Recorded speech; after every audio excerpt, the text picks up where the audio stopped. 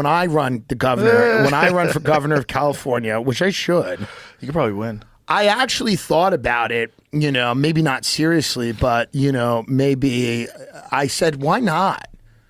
Why not? You would really get a lot of votes. There's something about it because If you were serious about it? I might be serious about it because like the only thing that's going to be against me is the hours and hours I have of me talking. That's going to be tough because people are going to be able to isolate lots of things I've said, and they're going to go, hey, this is crazy. But don't and you I think... also might get bored with the job in a week and quit. That's the problem. That's the problem. I might just book like a comedy club in Des Moines. Yeah, it's nowhere good. And I might just leave and go, this is kind of boring. Because I don't think, you know, I don't know, running seems great. Winning is great. Governing seems terrible. It doesn't seem like it's totally doable. That's right. It seems like whatever changes you make. First of all, imagine you're a guy or a gal or a non-binary person who just becomes the president. You have to run in and fix all of the chaos. You have to deal with everything involving foreign policy. You're responsible for everything involving infrastructure, transportation, anything financial. You're responsible for all the failures. You get very little credit for the success. They'll just name the innovators in each field that did this. And it is a thankless job. And that's why they steal. That is why they steal. Like, you got to give it to them. The reason Pelosi and them steal is because she's like, listen, you motherfuckers didn't care about the student lunch program we did. No one reported on that. So the reality is we're going to have to take a little off the top. You think that's what it is? That's probably what it is. I think they just get used to that job. That grift? I think people, and I think that's how people who are relatively good people become politicians and get tainted by it. Right. I think when you get inside the machine and you realize that influence has a massive effect on all sorts of decisions that get made, and that there's some sort of weird loophole that allows you to know about laws that are going to be passed in advance and then buy stock in accordance to what you know. And it's not insider trading. It's not illegal. It should be. And they all do it. Like if you look at the congressmen, it's right and left. They're all doing it. But it's got to suck to be the guy who goes to Washington who doesn't do it. Yeah. You got to suck so much. Like if you get there and you're from some shit state, right? Delaware, something. And you get there and like you're going to ruin the party, you're going to blow the whistle. Like everybody's like, dude, this is how we make our money. Right. And you're the guy fucking that up. That's got to be a lot of pressure. They would kill you. It's like New York City cops. That's right. Yeah, it's like that movie, The 7-5. Yeah. You know, first day on the job, he sees a guy get thrown out of a window. It's like, he jumped, right? And they're like, yeah,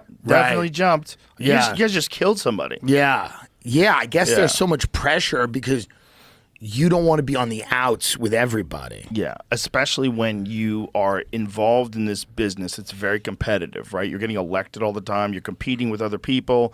You're trying to get your name out there, and you're in this world where all these people that are in this world are doing this thing. You're going to do that thing too, probably. You'd have to be you'd have to be very vocal against it, and that would be a real problem. Or you got to be a guy like Bernie Sanders who gets nothing done. People just like him. Yeah. He's liked, but he gets nothing done. He's from Vermont. He's like, I'm cool. I believe in shit. Everybody's like, good for you. And then nothing happened. I think it would have been an interesting one-term president.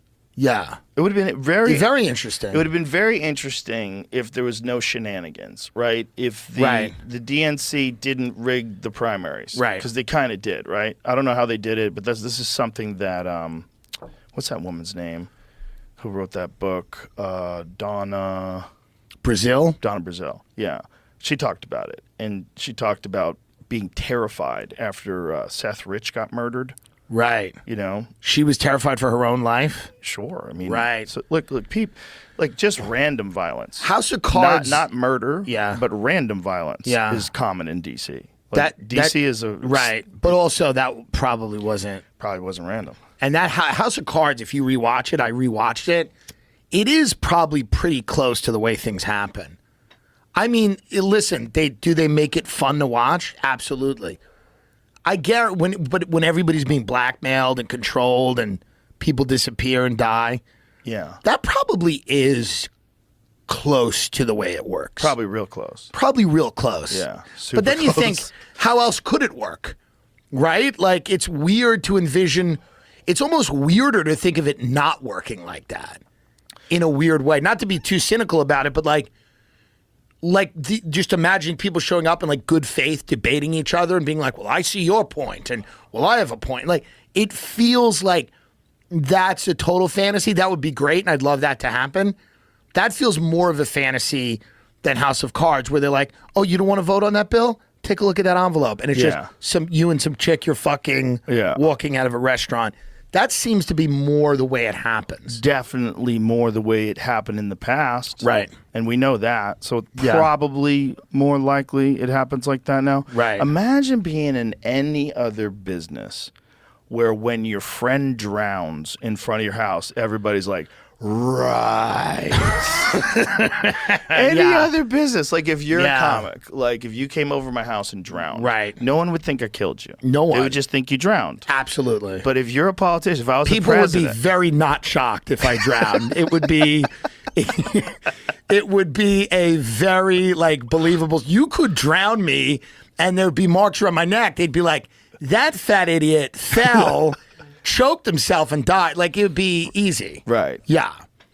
Any of our friends, for the most part, not all of them. Pretty much everybody except for Alex Jones. Most people we know could die, and it would be a very believable story. Yes. Just some dumb thing they did or some, It does happen. But when a chef is on a pond outside of your house, by the way, when you're not there, like you're letting the chef use your estate when you're not there, doesn't that seem weird that the Obamas were like, oh, no, you go use it. Yeah, that $11 million house we have in Martha's Vineyard, you use it. Doesn't that seem odd?